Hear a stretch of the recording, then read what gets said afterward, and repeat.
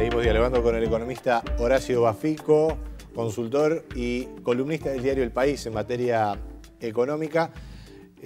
Bafico, se menciona por allí cada vez con más frecuencia, y eso no parece ser muy tranquilizador, que Uruguay puede estar sufriendo lo que se da en llamar en la literatura económica la enfermedad holandesa. ¿Cómo fue lo de la enfermedad holandesa? Recordanos. Sí, la enfermedad holandesa es un término que viene de que allá por la década del 70 en Holanda descubrieron unos yacimientos muy importantes de gas. Entonces la economía holandesa, una economía industrial desarrollada, se hizo más rentable la exportación de gas y todos los recursos de las inversiones se volcaron al sector de gas y eso apreció la moneda, restando competitividad a los restantes sectores. Entonces, en la literatura se le denomina enfermedad holandesa a fenómenos tales en los cuales algún sector en particular en una economía puntualmente recibe un influjo de inversiones tan grandes que aprecia la moneda y afecta la competitividad del resto de la economía. ¿Y eso fue malo para Holanda al final de la cuenta? Le costó un proceso de reindustrialización y después, digo, al caer los precios del gas, porque era en el momento allá de los 70 cuando el precio en aquel momento era muy alto, pero le costó mucho, tuvo que pasar un proceso de ajuste de la industria muy importante. ¿Le puede estar pasando lo mismo a Uruguay? A Uruguay uno puede hacer un símil y puede haber, porque estamos recibiendo la economía inversiones muy importantes. La inversión extranjera directa, uno mire las cifras de balanza de pagos, y están hablando de 1.000 y tantos de millones de dólares por año, 1.300, 1.500 millones de dólares. Y eso está deprimiendo el tipo de cambio. Eso hace que el dólar en Uruguay esté cayendo porque hay una gran oferta de dólares. Porque de alguna manera Uruguay está ingresando divisas. Dólares por inversiones, muchas veces directas, y también porque está exportando en productos que valen mucho en dólares. Claro, por eso Uruguay está exportando, pero además de los ingresos por exportaciones, también está ingresando en dinero por inversiones que vienen no solo a inversiones reales, pero, o sea, son todas reales, pero viene mucha inversión inmobiliaria, etcétera. O sea, está entrando mucho dinero al país. Y ese dinero afecta a los precios relativos y es otro fenómeno que afecta a la competitividad. Ahora, decíamos en el bloque anterior, bueno, hay unos ciertos sectores que están mostrándose como muy exitosos, más allá de fluctuaciones como puede ser la carne, los granos, la propia forestación. Y otros de la industria manufacturera que tal vez estén sufriendo esa falta de competitividad. ¿No se trata en definitiva de las leyes de la economía, de que bueno, las economías se transforman y Uruguay está viviendo esa transformación? Correcto, sí. La economía es una economía libre, hay la vida, ¿no? Aparecen sectores, desaparecen y esa es la función de los empresarios, pero también hay elementos que amortiguan o amplifican los efectos, digo, de esas pérdidas de competitividades. Entonces, los problemas más grandes es que hoy día en Uruguay no parecen haber elementos que amortiguan esa pérdida de competitividad y agravan la situación de los que estarían en pérdida, por llamarlo de alguna manera.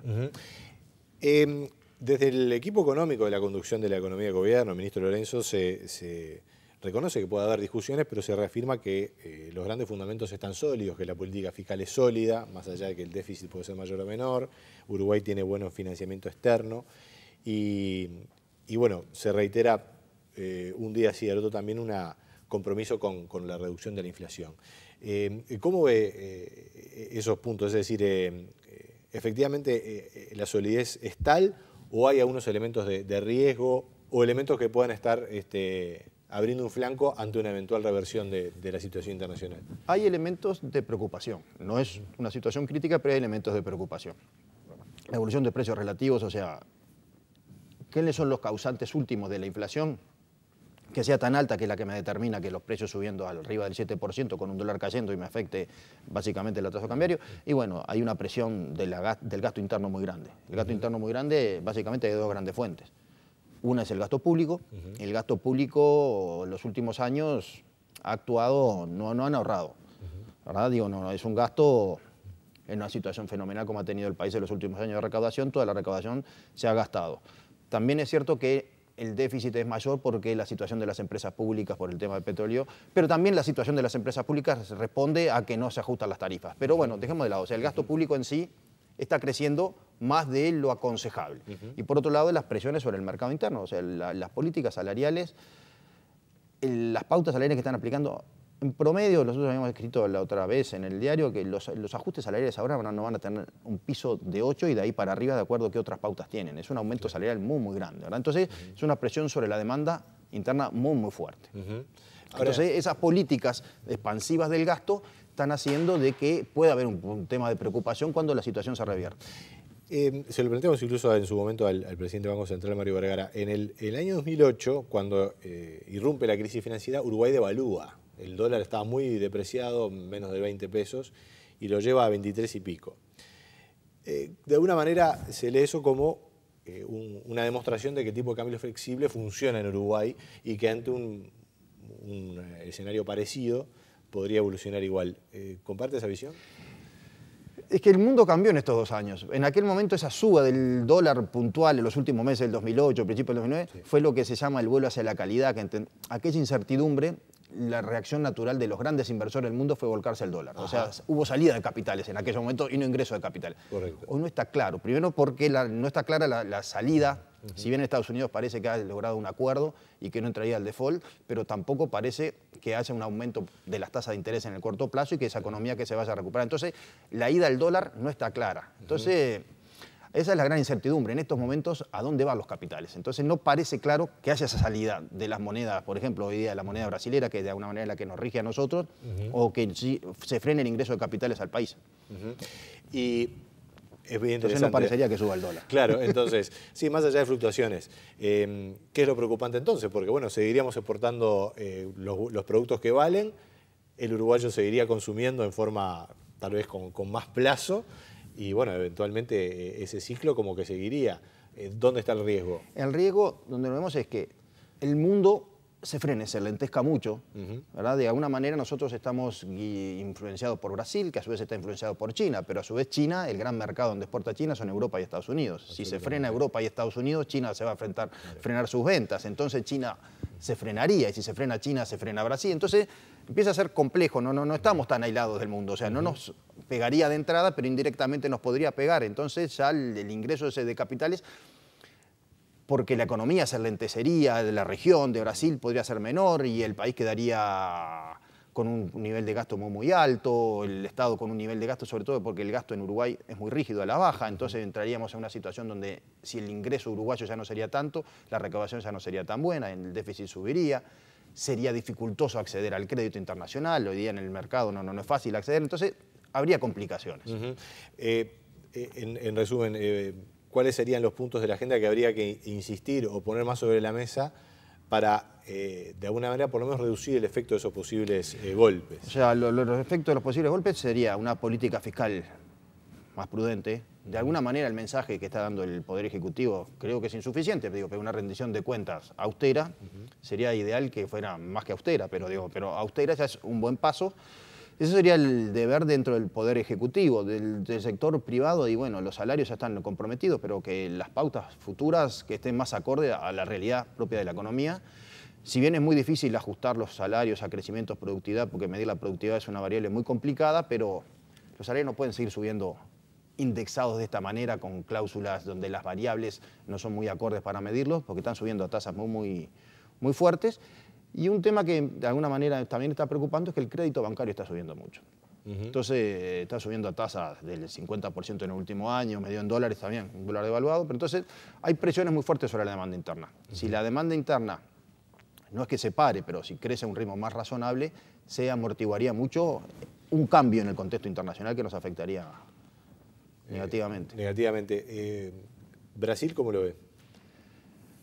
Brasil lo veo con los mismos problemas, digo, en parte de lo que tenemos acá, ¿no? O sea, tiene una situación de una moneda que está muy apreciada su peso, o sea, devaluado el dólar, tiene problemas de competitividad, es una economía que de alguna manera también está sufriendo esa especie de enfermedad holandesa. Es un país, para nosotros, a nuestros ojos, un gigante industrial, pero está perdiendo su grado de industrialización y de valor agregado en sus exportaciones. Es un país que está exportando básicamente materias primas.